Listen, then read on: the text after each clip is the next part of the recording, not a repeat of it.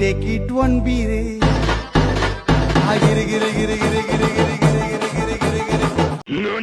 Hello families, நான் தான் உளுந்து பருப்பு பேசுறேன். இனி நான் பார்க்க போறோம்னு பார்த்தீங்கன்னா types of people and judgements. Let us discuss the problems faced by the youth of the nation.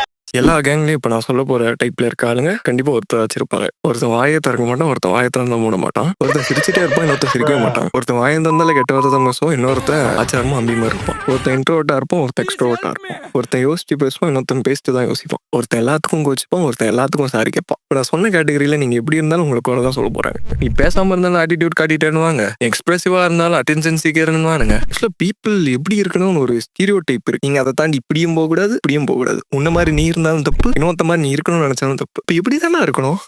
வளர வளரதான் தெரியுது. நீங்க இருக்கிறத வெளியே காட்டாம உள்ளேயே மறைச்சு வச்சிருந்தா நீங்க நல்லவன். நீங்க இருக்கிறத இருக்கிறபடி வெளியே சொல்லிட்டீங்கன்னா நீங்க கெட்டுவன். இதுக்கு மேல சொல்றதுக்குல நானும் எதுவாக இருந்தாலும் மூஞ்சி முன்னாடி பேசிடுவோம். அதான் எவனுக்கும் என்ன பிடிக்கிறது இல்ல. My கருத்து வாட் இஸ் ஐம் சேயிங். இப்படி இரு அப்படி இருன்னு சொல்ல வரல, எப்படி இருந்தா உனக்கு பிடிக்குமோ அப்படி இருன்னு சொல்ல வர.